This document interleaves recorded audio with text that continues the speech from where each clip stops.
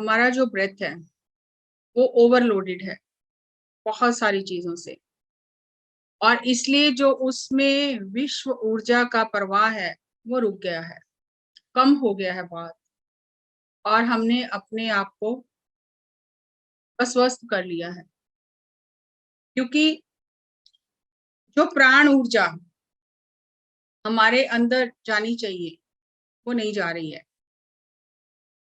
हमारे अत्यधिक विचार, भावनाएं, अनुभूतियां, चिंता, भूतकाल, भविष्यकाल सब मिलकर वो जो श्वास हम ले रहे हैं उसको बहुत ज्यादा ओवरलोडेड कर देता है, या ऐसा समझो कि उसमें बहुत वायरस आ गया है। जैसे अगर किसी चीज में वायरस आ जाता है, पेन ड्राइव में, उसे आप जहां भी लगाओगे वो वायरस रिफ्लेक्ट करेगा। तो जब हमारे सिस्टम में इतना वायरस हो गया है, जब तक वो वायरस क्लियर नहीं होगा, वो हम जो भी बोलेंगे, जो भी सोचेंगे, जो भी करेंगे वो गलत ही होगा। हमें उस वायरस को क्लियर करना है, और उसको क्लियर करने के लिए सांसों के साथ रहना है। जैसे जैसे सांसों के साथ रहेंगे, अंदर का कचरा अपने आप बाहर निकलना शुरू हो जाएगा और हमारी सांसें हल्की हो जाएंगी, सूक्ष्म हो जाएंगी। अभी जो हम सांसें ले रहे हैं वो बहुत स्थूल सांसें हैं, भारी हैं, सांसें भरी हुई हैं बहुत सारी विचारों से। लेकिन जैसे जैसे हम सांसों को महसूस करेंगे तो ये सांसें सूक्ष्म हो जाएंगी, और सूक्ष्म सांसों के साथ हम सूक्ष्म जगत में प्रवेश करेंगे। जैसे हम स्पेस में जाते हैं, तो आप देखते हो जो वैज्ञानिक स्पेस में जाते हैं वो साधारण कपड़ों के साथ स्पेस में नहीं जा सकते, उनका ड्रेस बिल्कुल अलग होता है। स्पेस में जाने के लिए उन्हें क्या क्या चाहिए, पूरी तैयारी के साथ जाते हैं। जैसे घर में बैठे हैं, जैसे कपड़े पहने हैं, जैसा रह रहे हैं वैसा ही हम वहां चले जाएंगे, वैसा ही रहेंगे, ऐसा नहीं हो सकता।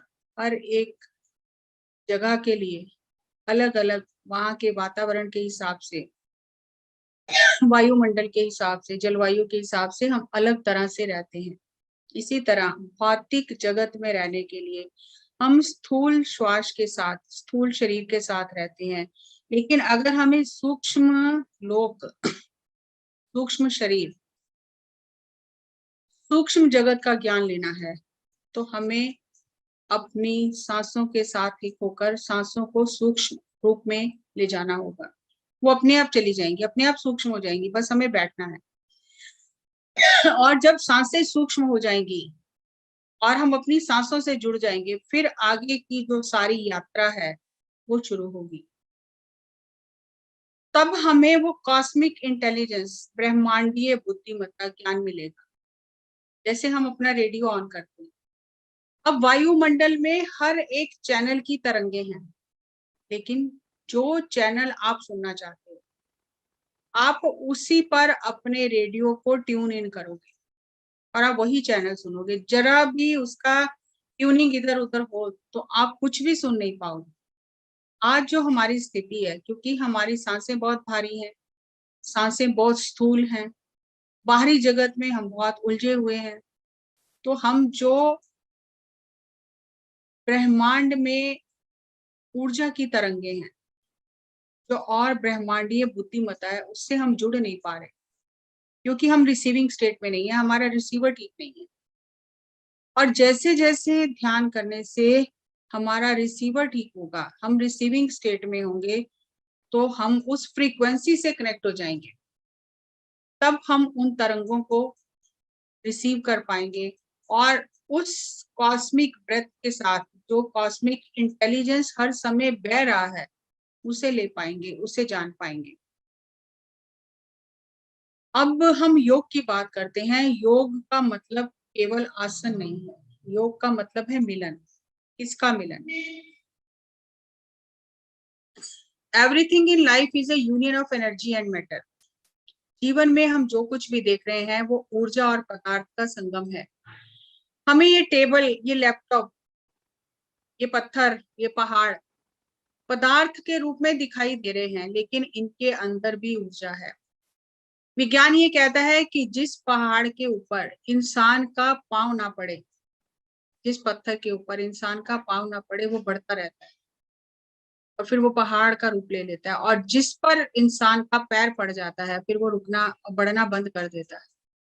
हमें दिखाई नहीं देता कि पत्थर बढ़ रहा है, पेड़-पौधे बढ़ रहे हैं दिखाई देते हैं, जीव-जंतु बढ़ रहे दिखाई देते हैं, मनुष्य बड़ा हो रहा है दिखाई देता है, लेकिन खनिज जगत में जो गति है वो बहुत धीमी है, हमें दिखाई नहीं देती। लेकिन हर एक जीव निर्जीव में पदार्थ और ऊर्जा का संगम है। जब हम सांसों के साथ एक होते हैं, जिसे ध्यान योग कहा जाता है, राज योग कहा जाता है। जब हम सांसों के साथ एक होते हैं, तो हमारे जो विचार हैं, अत्यधिक विचार, नकारात्मक भावनाएं, अत्यधिक भावनात्मक हो जाना, इससे हम दूर हो जाते हैं, ये छूट जाती हैं और हम सही मायने में जीवन के साथ बिना किसी प्रयास के अपने संपर्क को महसूस करते हैं। हमें अपने जिंदा रहने का एहसास होता है। आप कभी देखो कि आप बहुत चिंता में हो, तो आप क्या खा रहे हो आपको पता नहीं चलता। आपको कोई आकर छू भी ले, तो आपको वो अनुभूति नहीं होती है।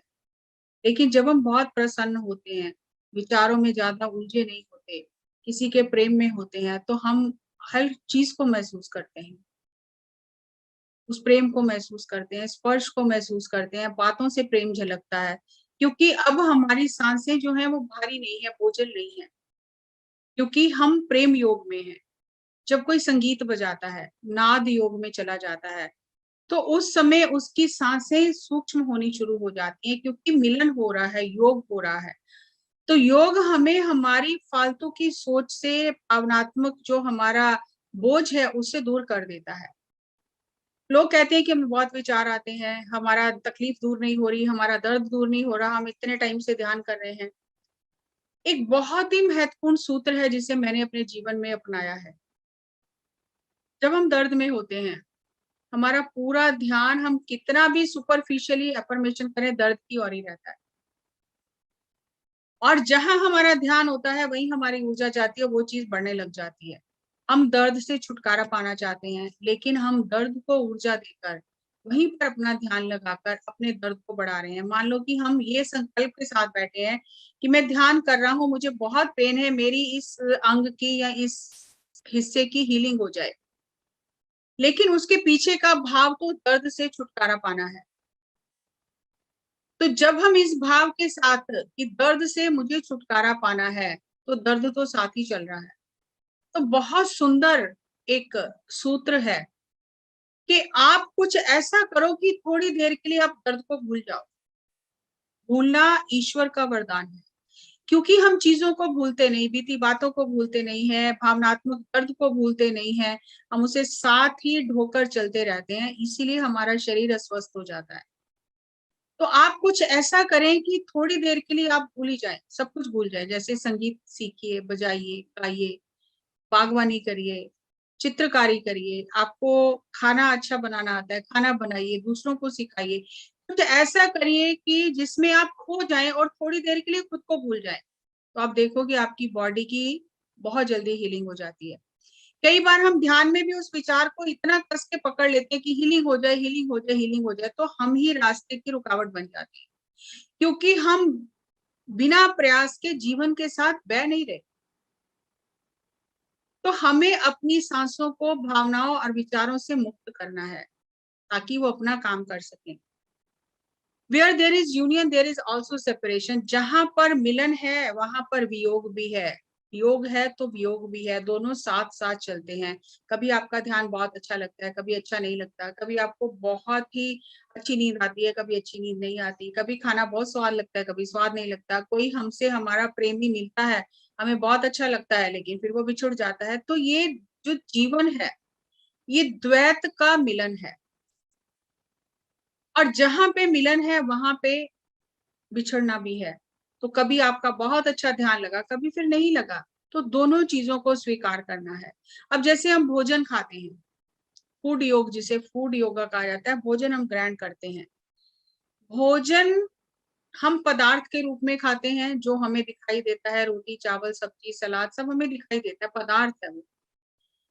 अब जब वो भोजन हमारे अंदर जाता है, हमारे अंदर की एनर्जी उसे ऊर्जा में बदलती है और वो ऊर्जा हमारे शरीर के साथ घुल-मिल जाती है और जो उसमें पदार्थ का हिस्सा है, उस खाने में वो पदार्थ अलग होके हमारे शरीर से बाहर आ जाता है। पहले हमने वो पूरा भोजन ग्रहण किया, मिलन हुआ हमारे शरीर के साथ उस भोजन का और हमारे शरीर ने उस पदार्थ को ऊर्जा में बदला और जो भी उसमें फालतू चीजें थी वो बाहर निकाल दी। मतलब अंदर गया और फिर वो बाहर आ गया। वो पदार्थ जो हमारे शरीर के लिए व्यर्थ था, वेस्ट था, रफेज था, वो हमारे शरीर से बाहर आ गया और ऊर्जा को हमारे शरीर ने ग्रहण कर लिया। और जो पदार्थ था, वो वापस फिर पदार्थ में मिल गया और फिर वो दोबारा से एनर्जी में ट्रांसफॉर्म हो गया। तो ये साइकिल चलता ही रहता है। योग, वियोग, ऊर्जा, पदार्थ इनका मिलन चलता ही रहता है। कभी पदार्थ ऊर्जा बनता है, फिर ऊर्जा पदार्थ बनती है, फिर पदार्थ ऊर्जा बनता है, ऊर्जा पदार्थ बनती है। तो ये साइकिल चलता ही रहता है। ये योग, वियोग का चक्र चलता ही रहता है। अब जो ध्यान है, ध्यान जीवन के साथ हमारी भागीदारी है, साझेदारी। हम जीवन को साक्षी भाव से अनुभव कर रहे हैं, महसूस कर रहे हैं कि जीवन हमारे भीतर से बह रहा है। हम उसे रोक नहीं सकते। हम रोकना चाहें भी तो रोक नहीं सकते। लेकिन जब हम उस प्रवाह के साथ बहना शुरू कर देते हैं, तो हमारा जीवन सुगम हो जाता है। बुद्धा से किसी ने पूछा कि ध्यान से आपको क्या मिला है? तो बुद्ध ने कहा कि जो व्यर्थ का था वो सब छूट गया। मिला क्या है ये तो मुझे नहीं पता। लेकिन व्यर्थ का जो था वो सब छूट गया है। इसका अर्थ क्या हुआ? इसका अर्थ ये हुआ कि जब हम सांसों के साथ एक होते हैं, हमारा मन विचार शून्य होता है। हमारी जो बुद्धि है, वो बीच में हस्तक्षेप नहीं करती क्योंकि हम विचार शून्य हो गए। और वो जो ब्रह्मांड की बुद्धिमत्ता है, ऊर्जा है, वो बहुत ही फ्रीली हमारे सांसों के साथ हमारे शरीर में प्रवाहित होने लगती है। क्योंकि हम शून्य स्थिति में है, हमारे विचार और भावनाएं उस प्रवाह के रास्ते में रुकावट नहीं बन रही हैं। तो इसीलिए थोड़ी देर ध्यान करके हमें बहुत अच्छा लगता है।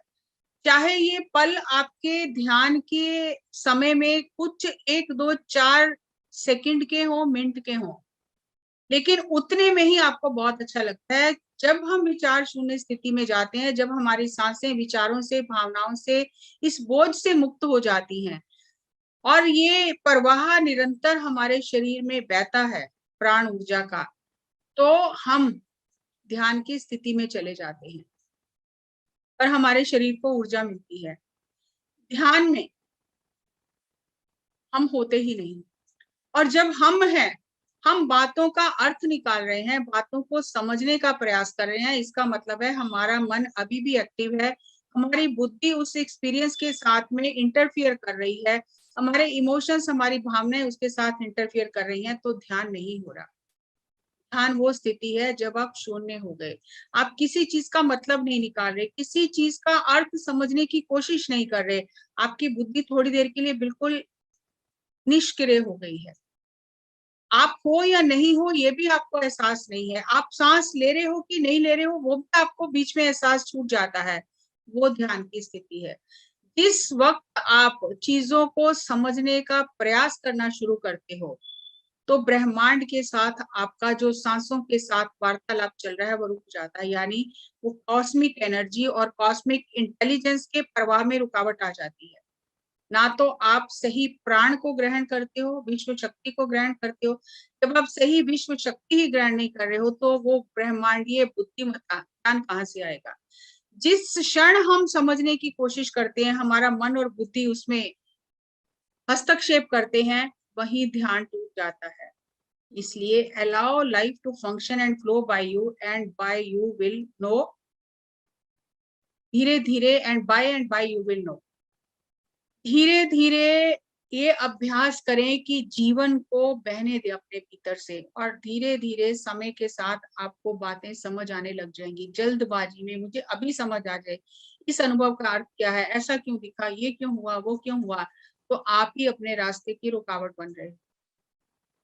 जीवन को बहने दो, अनुभवों का आनंद लो, अनुभवों को बहने दो, उनके मतलब ना निकालो और धीरे-धीरे आपको पता चलेगा कि आपकी बुद्धिमत्ता, ज्ञान बढ़ता जाएगा।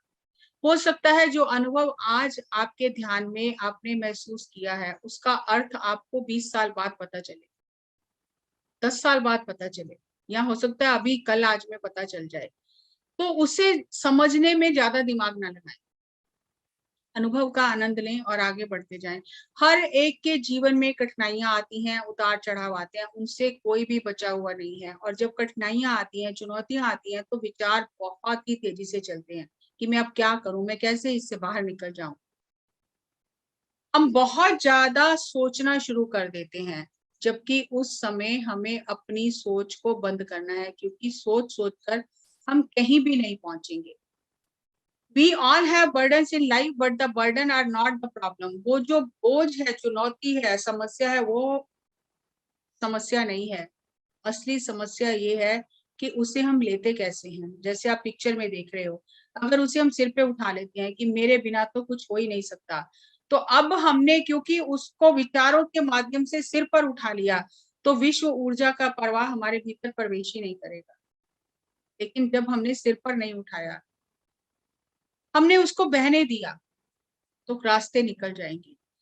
और एक और बहुत अच्छी बात है कि जब हम कृतज्ञता भाव में रहते हैं, धन्यवाद के भाव में रहते हैं, कि जो है उसके लिए हम शुक्रिया करें, दुआ करें, प्रार्थना करें, तो हमने वो समस्या, वो चुनौती डिवाइन को सौंप दी, ईश्वर को सौंप दी कि अब तुम इसका हल निकालो, मेरे पास कोई हल नहीं है। मेरी बुद्धि काम नहीं कर रही है। मैं अपनी बुद्धि को, अपने मन को समर्पित करता हूँ। इसका समस्या का समाधान आपके पास है। जब हम बीच से हट जाते हैं, तो वो कॉस्मिक इंटेलिजेंस जो हमारी सांसों के साथ हर समय हमारे भीतर प्रवाहित हो ही रही है, तब वो हमें मार्ग दिखाती है। लेकिन अगर हम बहुत ज़्यादा चिंता, फ़िक्र, विचारों में उलझ जाते हैं, तो हम उस कॉस्मिक इंटेलिजेंस का और कॉस्मिक ब्रेथ का जो फ्लो है, उसको रोक देते हैं। तो हम अपना ही नुकसान करते हैं। हमें लगता है मैं सोचूँगा नहीं तो कैसे होगा? लेकिन आपको बहुत हैरानी होगी कि आप सोचना बंद करेंगी तो जल्दी हो जाएगा। और सारी साधना सोच विचार को बंद करने की है। कौन से सोच विचार को? नकारात्मक सोच विचार को, अनावश्यक सोच विचार को। जो सोच-सोच कर मैं कुछ हल ही नहीं निकाल सकती, वो सोच मुझे बंद करनी है और अपनी सोच को सही दिशा देनी है कि अब मैं समर्पण करती हूँ, मेरी बुद्धि, मेरा प्रयास, मेरी शक्ति, मेरी ऊर्जा इसका समाधान नहीं कर सकती है, ये मैं डिवाइन को सौंपती हूँ। और एक बहुत ही एक कॉमन प्रैक्टिस है, जो बहुत लोग करते हैं, मैंने शायद पहले भी शेयर किया है, कि हमें दशांश निकालना चाहिए अपनी इनकम का, हम नहीं निकालते। हमें लगता है कि क्या निकालना है, हमारे ही खर्चे पूरे नहीं होते, तो हम नहीं निकालते। लेकिन जो व्यक्ति दशांश निकालते हैं, 10वां हिस्सा अपनी इनकम का अलग कर लेते हैं, तो समय आने पर वो जो डिवाइन को, प्रकृति को वापस लौटा रहे हैं, तो प्रकृति उनका ध्यान रखती है, प्रकृति उनको मदद करती है। और बहुत सारे ऐसे भी मास्टर्स हैं जो 10वां हिस्सा तो निकालते ही हैं, जैसे ही कोई चुनौती या समस्या आती है, वो फटाफट से कुछ भी जो उनके मन में आता है, ₹100, ₹500 जो भी उनके मन में आता है, उसको वो डिवाइन बॉक्स में डाल देते हैं, जिसमें उन्होंने अपना हिस्सा रखा है 10वां स्पिरिचुअल वर्क के लिए। तो वो इमीडिएटली वो अपने हाथ से कुछ 500, 50, ₹100 निकाल के उसमें डाल देते हैं कि आई सरेंडर टू डिवाइन। कि ये जो भी चुनौती आई है मैं डिवाइन को सरेंडर करता हूँ और बहुत जल्दी उसका हल निकल जाता है। जब मैंने सुना था, बहुत लोगों ने ये मेरे साथ ज़ूम सेशन में ही एक्सपीरियंस शेयर किया था, तो मुझे सुनकर बहुत अच्छा लगा। तो ऐसे ही मेरे साथ भी हुआ कि मेरे घर में ऊपर से और साइड जिनका घर था वहाँ से पानी आने लग गया, लीकेज होने लग गई और पूरा मेरा जो पेंट था वो खराब हो गया। और वो दोनों जो थे ऊपर वाले और साइड व साथ वाले वो नहीं मान रहे थे। बहुत झगड़ा भी कर लिया, सब कुछ कर लिया। 4-5 साल से ये कहानी चल रही थी। तो घर में पेंट ही नहीं करा सकते क्योंकि जैसे ही पेंट कराते हैं, सीलन आ जाती है। तो जब मुझसे लोगों ने ऐसे एक्सपीरियंस शेयर किए कि जब किसी समस्या का हल नहीं निकलता तो हम डिवाइन को सौंप देते हैं, मास्टर्स को सौंप देते हैं। तो जब दोबारा ऐसा मौका आया और मेरे घर में बहुत ज्यादा पानी आ गया उधर से, तो मैंने उनसे बात करने से पहले ध्यान किया और मैंने अपने मन में ये बात की कि मेरे पास इसका कोई हल नहीं है, मैं कर करके थक गई, मैं अब समर्पण करती हूँ। क्योंकि जो चेतना मेरे अंदर है वही चेतना उनके अंदर भी है, मैं उनकी चेतना को नमन करती हूँ, मैं उनको प्रेम पूर्ण तरंगें भेजती हूँ, हम सब एक ही हैं और मैं डिवाइन को सरेंडर करती हूँ। और मैंने, अब मुझे ध्यान नहीं, 100 की 500 रुपए निकाल के अलग कर दिया कि आई सरेंडर टू डिवाइन। और उसके बाद जब मैंने उनसे बात की कि देखो ये सारा पानी आ गया, तो उन्होंने कहा कोई बात नहीं, आप प्लम्बर को बुला लो, हम मिलकर ठीक करा लेते हैं। तो इतनी हैरानी हुई कि जो 5 साल से समस्या का समाधान नहीं निकल रहा था, कितनी जल्दी निकल गया, सिर्फ अपने विचारों की ऊर्जा की दिशा मोड़ने से और समर्पण करने से। हम समर्पण करते ही नहीं, हमें लगता है हम नहीं करेंगे तो काम कैसे होगा। और आज मेरा अपने पड़ोसियों के साथ में, जो ऊपर रहते हैं, जो साइड में रहते हैं, इतना अच्छा रिलेशन है कि मुझे खुद हैरानी होती है। तो हमें समर्पण करना सीखना है कि हम समस्या का समाधान अपनी भौतिक बुद्धि से, मन से, बाहर की सूचनाओं से ना ढूंढें, हम उस डिवाइन इंटेलिजेंस से समस्या का समाधान ढूंढें। और डिवाइन इंटेलिजेंस से कनेक्ट होने के लिए हमें उस कॉस्मिक ब्रेथ से, जो हर समय हमारे भीतर बह रहा है, उससे कनेक्ट होना है। और आप देखोगे कि रास्ते अपने आप बनते चले जाएंगे। और पदार्थ और आध्यात्मिकता अलग अलग नहीं है। हम देखते हैं भौतिक लाइफ अलग है और आध्यात्मिक जीवन अलग है, बिल्कुल नहीं है। कुछ भी एक लाइन नहीं ड्रॉ कर सकते आप कि यहाँ आध्यात्मिकता खत्म हो जाती है, भौतिकता शुरू हो जाती है। आत्मा ने भौतिक अनुभव लेने के लिए ही ये जीवन लिया है और मैटर और स्पिरिट का मिलन ही हमें अनुभव देता है। हमने खुद सीमाएं तय की हैं, हमने खुद एक रेखा खींच ली है कि ये तो आध्यात्मिकता है, ये तो भौतिकता है, लेकिन दोनों एक ही सिक्के के पहलू हैं। चेतना ही पदार्थ बनती है और पदार्थ ही चेतना बन जाता है।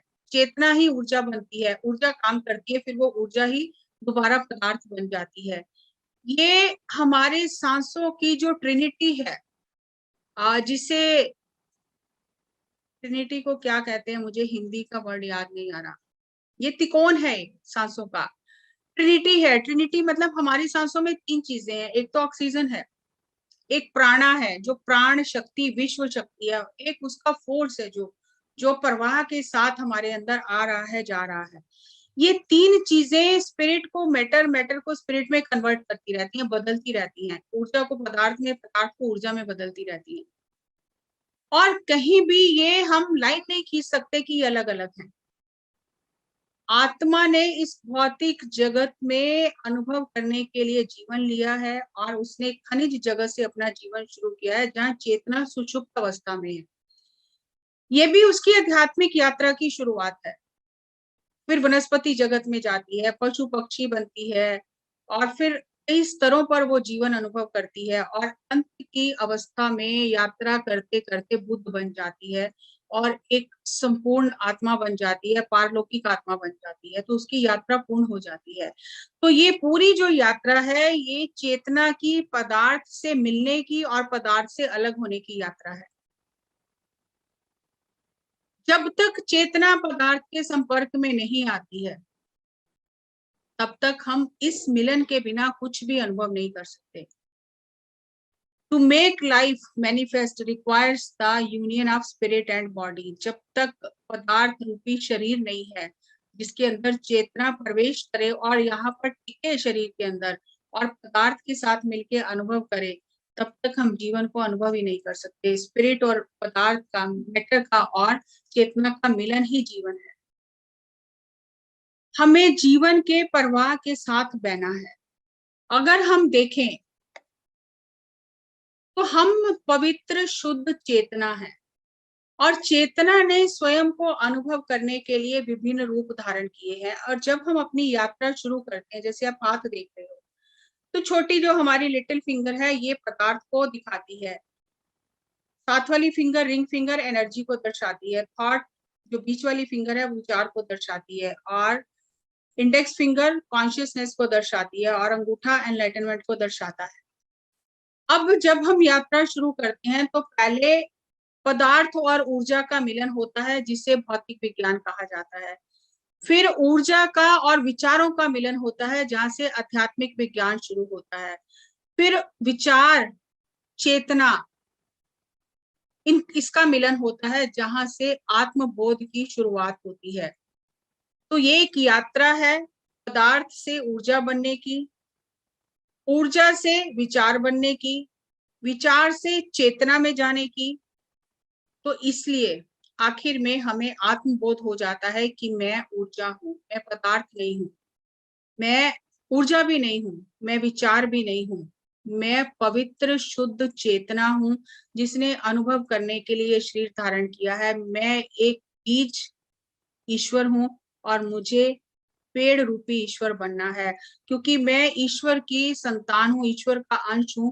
तो मैं बीज रूप में ईश्वर हूं और मुझे अनुभव करते करते पेड़ रूप में ईश्वर बनना है। अब हम क्यों ऐसा नहीं बन पाते? इतनी थ्योरी पता होने के बाद भी हम ऐसा क्यों नहीं कर पाते? क्योंकि हमारी सबसे बड़ी रुकावट है हमारी अपेक्षाएं। दूसरों से हम जो अपेक्षा करते हैं, जो हमें निराशा देती है। Expectation is the mother of all disappointment. निराशा की जननी है अपेक्षाएं रखना दूसरों से। और जब हम दूसरों से अपेक्षाएं रखते हैं तो वो हमारे जो श्वास है उनको क्रिपल कर देती हैं, उसमें रुकावट पैदा कर देती हैं, उसकी गति को अवरुद्ध कर देती हैं। इसलिए दूसरों से आशाएं अपेक्षाएं ना रखें, हमेशा कर्म करने की स्थिति में रहें। और कृष्ण भगवान ने यही कहा कि कर्म करो, फल की इच्छा ना करो। एक्सपेक्टेशन क्या है? हम फल की इच्छा कर रहे हैं, मैंने उसके साथ इतना किया, वो तो कुछ नहीं कर रहा, मैंने उसकी इतनी सेवा की, वो सेवा नहीं कर रहा, मैंने उसके दुख में मदद की, वो मेरी मदद नहीं कर रहा। और यही हमारे दुख का कारण है। टेक सेल्फ रिस्पॉन्सिबिलिटी, अपनी जिम्मेदारी लें और जिम्मेदारी लेकर आप अपेक्षाओं के सागर से बाहर आ सकते हैं। बचपन से ही हमें बच्चों को सिखाना चाहिए कि जिम्मेदारी लेकर अपना कर्तव्य करें, धर्म करें और फल की इच्छा ना करें, दूसरों से अपेक्षाएं ना रखें। ये हमारी खुद की यात्रा है। और जो भी हमारे आसपास लोग हैं जिनसे हमने अपेक्षाएं रखी हुई हैं, वो सिर्फ हमारी यात्रा में हमारी मदद कर रहे हैं और उसी तरह उनकी यात्रा में मैं उनकी मदद कर रही हूँ। तो कृतज्ञता भाव में रहे, एक्सपेक्टेशन से ग्रेटिट्यूड में आ जाए कि मैं इस समय बेहतर क्या कर सकता हूँ, मैं किसी की क्या मदद कर सकता हूँ। और दूसरों से वापस पाने की मदद की अपेक्षा ना रखें, तो आप अपनी सांसों को उस बोझ से मुक्त कर लेंगे जिसमें आप डूबते रहते हैं। और दूसरा है जो हमारे सांसों में अवरोध उत्पन्न करता है, कंपल्शन, कि हम मजबूरी में काम करते हैं। जैसे आप पिक्चर में देख रहे हैं कि मन नहीं कर रहा करने का, फिर भी हम शरीर को खींच रहे हैं। मेरा मन नहीं कर रहा इससे बात करने का, यहाँ जाने का, लेकिन मैं, क्योंकि दुनिया क्या कहेगी, लोग क्या कहेंगे, तो मैं खींचती हूँ, अपने शरीर को खींचती हूँ, क्योंकि मुझे लगता है मेरे पास तो चॉइस ही नहीं है। I don't want to do, मैं करना नहीं चाहती हूँ, लेकिन मुझे लगता है मैं तो मजबूर हूँ। आप देखो दिन में हम कितनी बार ऐसा कहते हैं, क्या करें, मजबूरी है, करना तो पड़ता ही है, करना नहीं चाहती पर करना पड़ता है। लेकिन कोई मजबूरी नहीं है, हम यहाँ अपनी यात्रा पर हैं। हम जिस तरह मन जो है, अब मन के साथ शरीर निष्प्रयास नहीं जा रहा है, एफर्टलेसली नहीं जा रहा है। मन करना नहीं चाहता, हम शरीर को खींच रहे हैं, शरीर करना नहीं चाहता, मन शरीर को खींच रहा है। तो हम जीवन के साथ बह नहीं रहे हैं। There is a rejection, stiffness, heaviness. जब आपके अंदर में ये द्वंद्व चल रहा है तो आपके अंदर स्टिफनेस हो जाती है, हैवीनेस हो जाती है, आप चीजों को का तिरस्कार करना शुरू करते हैं। तो आपकी सांसें भारी होने लग जाती हैं। अब सांसों के साथ इतना कुछ मिलावट हो गई है, तो सांसें जो है वो भारी हो गई हैं। जब भारी हो गई हैं तो ऊर्जा को ग्रहण नहीं कर पा रहे। जब ऊर्जा को ग्रहण नहीं कर पा रहे तो कॉस्मिक इंटेलिजेंस कहाँ से आएगा? इसलिए accept the things as they come, don't fight, flow with the truth within. संघर्ष ना करें, जैसी चीजें आ रही हैं उन्हें स्वीकार करें, अपनी सच्चाई पर टिके रहें।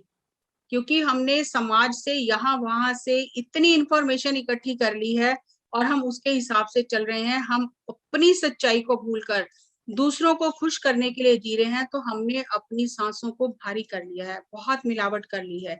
अपने सत्य के साथ जिए, अपनी अनुभूतियों को पहचाने कि मेरे अंदर मैं इस समय कैसा महसूस कर रही हूँ, क्योंकि आपके सब कुछ झूठ हो सकता है। आप झूठ बोल सकते हैं, आप दूसरों को झूठ बोलकर बहका सकते हैं, लेकिन आपकी भावनाएँ कभी भी झूठ नहीं बोलती हैं।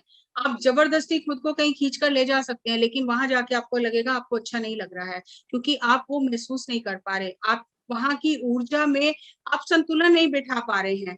खुद से झूठ मत बोलिए। हमें लगता है झूठ बोलने से क्या होता है? कुछ भी नहीं होता, कुछ फ़र्क थोड़ी पड़ता है। अभी मैं आपको एक्सपेरिमेंट करके नहीं दिखा सकती हूँ। एक बहुत ही सुंदर एक्सपेरिमेंट है जो पुराने ज़माने में किया जाता था, जिसे आज हम भूल चुके हैं। जब ये वैज्ञानिक तथ्य है कि जैसे ही आप झूठ बोलते हो, आपका अंदर का ऊर्जा तंत्र आपका साथ छोड़ देता है, क्योंकि वो जानता है आप झूठ बोल रहे हो। तो जब आपकी खुद की ऊर्जा ही आपको अंदर से सपोर्ट नहीं कर रही, ऊपर से आपको कुछ भी पता नहीं चलेगा। जब आपकी अंदर से ऊर्जा ही आपको सपोर्ट नहीं कर रही, तो आपके फैसले सही कैसे हो जाएँगे? आपकी ऊर्जा सही कैसे रहेगी? और जब हम ध्यान करते हैं, तो हम जीवन के प्रति जागरूक हो जाते हैं। हम जीवन के साथ हस्तक्षेप करना बंद कर देते हैं। तब हम चीज़ों को कर नहीं रहे हैं, हमारे से हो रहा है, करवाया जा रहा है। जैसे ही आप विचार शून्य होते हैं, उस कॉस्मिक ब्रेथ के साथ खुद को कनेक्ट करते हैं, मन को साँसों के साथ जोड़ते हैं, तो आप ब्रह्मांड की ऊर्जा से जुड़ जाते हैं। और जब आप ब्रह्मांड की ऊर्जा से जुड़ जाते हैं, तो वो ब्रह्मांड की बुद्धिमत्ता, ज्ञान आपके भीतर आना शुरू हो जाता है। ये होने की स्थिति है, करने की स्थिति नहीं है। जब हम इस धरती पर आए हैं, जैसे आज हम हर चीज़ का पासवर्ड आईडी क्रिएट करते हैं, हम इस धरती पर आए हैं, अपना एक आईडी और पासवर्ड क्रिएट करके आए हैं। लेकिन यहाँ आकर हम भूल गए हैं आईडी और पासवर्ड, और ज क्योंकि हम आईडी और पासवर्ड भूल गए हैं, तो हम अपने सिस्टम को खोल ही नहीं सकते। तो इसी तरह हम जब धरती पर आए हैं, हमने इस शरीर के लिए भी एक आईडी पासवर्ड लेकर आए हैं, और हम वो पासवर्ड आईडी भूल गए हैं, हमने कभी मेल बॉक्स खोल के ही नहीं देखा है, तो पूरा जंक मेल उसमें भर गया है। और जंक मेल भर गया है, तो जगह खत्म हो गई है और हम बीमार हो रहे हैं, तो हमारा आईडी पासवर्ड है हमारी सांसें। जब-जब हम साँसों का पासवर्ड इस शरीर में डालेंगे, मन को साँसों के साथ जोड़ेंगे, वो पासवर्ड सही डलेगा इस सिस्टम में, तो जितना भी कचरा है, वो सब अपने आप साफ हो जाएगा। क्योंकि आईडी पासवर्ड हम भूल गए हैं, इसीलिए हम दुःखों में जी रहे हैं। एक बच्चा जो होता है, वो अपने आईडी और पासवर्ड के साथ जीता है, क्योंकि अभी वो भूला नहीं है, उसको कोई प्रश्न नहीं है, उसको कोई मजबूरियाँ नहीं है, उसको कोई किसी से आशाएँ नहीं है। I don't want to know, let the life unfold. वो बहुत प्रश्नों के उत्तर नहीं ढूँढना चाहता, कुछ जानना नहीं चाहता, बस वो जीवन जैसा है उसके साथ बह रहा है, खुश है। The moment you want to know, the intellect is interfering with the flow. जैसे ही आप जानना शुरू करते हो, लॉजिक ढूँढते हो, तो आप उस ब्रह्मांड की बुद्धिमत्ता के साथ में हस्तक्षेप करते हो और अपना रास्ता रोक लेते हो। अपनी बुद्धि को दिन के थोड़े समय के लिए बिल्कुल बाहर रखें और उस कॉस्मिक इंटेलिजेंस से जुड़ें, ताकि आपके अंदर वो ज्ञान उत्पन्न हो। और जैसे ही हमें ये विचार ही आता है कि मुझे स्वयं को जानना है, हम एक सीकर साधक की स्थिति में आते हैं, तो समझो हमारे एनलाइटनमेंट की शुरुआत हो गई है। एनलाइटनमेंट कहीं बाहर से आके नहीं मिलना है, सब कुछ हमारे अंदर है, हमें अपने साँसों का पासवर्ड डालकर उस सिस्टम को खोलना है और ऊपर का कचरा हटाना है। तो 3 अवस्थाएँ हैं एनलाइटनमेंट की। जब हमारे अंदर ये विचार आता है कि मुझे स्वयं को जानना है, मैं साधक की स्थिति में हूँ, तो मेरे आत्मबोध का रास्ता, मार्ग शुरू हो चुका है। और जब मुझे सही मायने में मेरे अंदर सफाई हो जाती है, कचरा हट जाता है, मैं अपनी आत्म स्वरूप को पहचान लेती हूँ, तो मैं अपनी स्वामी बन जाती हूँ। अब कोई मुझे खींच नहीं सकता, अब मैं भीड़ का हिस्सा नहीं बन सकती हूँ। मैं ऑथेंटिक रूप से जो मेरा सत्य मैंने जाना है, उसके साथ जब जीवन जीना शुरू करती हूँ, तो मैं अपनी स्वामी बन गई हूँ। और जब मुझे ये ज्ञान हो जाता है कि जिस तरह मैंने पाया है, मैं स्वामी बन गई हूँ, मैं दूसरों को सिखाना शुरू करती हूँ, तो मैं एक अध्यापक टीचर बन जाती हूँ। तो ये 3 अवस्थाएँ जो एनलाइटनमेंट की हैं, इसको खोलने का पासवर्ड हमारी साँसें हैं। और जैसे ही हम साँसों के साथ एक होते हैं, सारे विचार फालतू के हट जाते हैं, वो ब्रह्मांड की बुद्धिमत्ता हमारे भीतर बहना शुरू करती है। हम इस भौतिक जगत से हटकर पारलौकिक ज्ञान लेना शुरू करते हैं, और वो जो ज्ञान है वो प्रकाश रूप में है। वो जो एनर्जी कोड्स हैं, जो ऊर्जा बह रही है ब्रह्मांड की, वो ऊर्जा जब हमारे भीतर आती है, वो जो एनर्जी कोड्स हम रिसीव करते हैं, वही ब्रह्मांडीय बुद्धिमत्ता है जो हमारे स्पिरिचुअल माइंड को, हमारी आत्मा को पता चलती है। उस ऊर्जा से जो संदेश आ रहे हैं उनको हमारी आत्मा ग्रहण कर लेती है और हमें वो बुद्धिमत्ता मिलती है, कॉस्मिक इंटेलिजेंस मिलती है। आज हम जितने ग्रंथ देख रहे हैं वो उसी कॉस्मिक इंटेलिजेंस का परिणाम है। और हम फिर मल्टी डायमेंशनल बीइंग बन जाते हैं। हम बहुत छोटे सा जीवन नहीं जीते, हम पूरे सृष्टि में व्याप्त हो जाते हैं और मल्टी डायमेंशनल जीवन जीते हैं। अब ये हमारी जो थॉट की स्टेजेस हैं, ये जो बदलती हैं ध्यान करने से, डेल्टा स्टेट जो होती है उसमें 5 से 4 विचार हैजर्ड तक आते हैं। ये बहुत गहरी नींद की स्थिति होती है। जब हम बहुत गहरे ध्यान में चले जाते हैं तब हम डेल्टा स्थिति में होते हैं और तब हम उस ब्रह्मांडीय बुद्धिमत्ता को रिसीव करते हैं। ये जो 4-5 विचार हैं, ये वो ज्ञान के विचार आते हैं, आलतू फालतू कोई विचार नहीं होता। ये ज्ञान के इंसाइट्स होते हैं, आत्मा की आवाज होती है। ये लाइट का संदेश होता है हमारे लिए, जिसे हम समझ लेते हैं जब हम इतनी कम फ्रीक्वेंसी के विचारों में होते हैं। थीटा स्टेट में 4 से 7 विचार होते हैं। ये नींद की अवस्था है जिसमें हमारी बॉडी की हीलिंग होती है।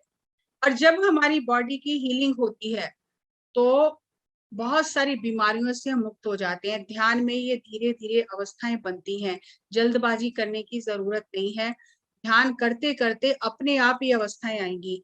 अल्फा स्थिति वो होती है जब हम बहुत खुश होते हैं, पेंटिंग कर रहे हैं, गा रहे हैं, नाच रहे हैं, झूम रहे हैं, किसी ऐसी चीज में खो गए हैं, तो अल्फा स्थिति होती है। बच्चों से खेल रहे हैं, बच्चों से हंसी मजाक कर रहे हैं, तो ये शांति की स्थिति है। और इस स्थिति में हमारा शरीर अपनी नॉर्मल स्टेट में रहता है, स्वस्थ स्थिति में रहता है। और बीटा स्थिति वो है जब 10 से 40 विचार होते हैं, जब हम बहुत सावधान होते हैं, कोई काम कर रहे हैं, रीजनिंग कर रहे हैं, लॉजिक देख रहे हैं, कुछ हिसाब किताब कर रहे हैं, तो इस स्थिति में हमारी ब्रेन वेव्स बहुत तेज चलती हैं। और रेस्टलेस स्टेट ये हमारी स्टेट होती है। दिन में जब हम बहुत ज्यादा विचार करते हैं, काम करते हैं, तो हम इस स्थिति में रहते हैं, लेकिन इस स्थिति से हमें अल्फा, थीटा और डेल्टा में जाना है। तो ये जो हमारी स्थिति है अल्फा, थीटा, डेल्टा की, ये हमारे शरीर को बहुत ही सुकून देती है। और डेल्टा स्थिति वो स्थिति है जब हम ब्रह्मांडीय ज्ञान को हासिल करते हैं। जब हम अपनी सांसों के साथ कॉस्मिक ब्रेथ के साथ जुड़ जाते हैं तो हम उस कॉस्मिक इंटेलिजेंस को इस स्थिति में रिसीव करते हैं। लेकिन जो योगी होता है वो इससे भी कई गुना उसके थॉट पे जो थॉट फ्रीक्वेंसी है बढ़ जाती है, क्योंकि अब वो सिर्फ भौतिक जीवन ही नहीं जी रहा, वो कई लोकों में कई साथ एक साथ जीवन जी रहा है। तो उस स्थिति में वो कई तरह का ज्ञान अर्जित कर रहा है, अपने सभी शरीरों के साथ सभी लोकों में वो जीवन जी रहा है। और वहां क्या घटना घट रही है, क्या हो रहा है, क्या ज्ञान मिल रहा है, वो सब कुछ ग्रहण कर रहा है। तो वो मल्टी डायमेंशनल हो जाता है। और इस स्थिति में 40 से भी कई गुना ज्यादा हमारे थॉट फ्रीक्वेंसी हो जाती है, लेकिन ये ज्ञान की स्थिति है।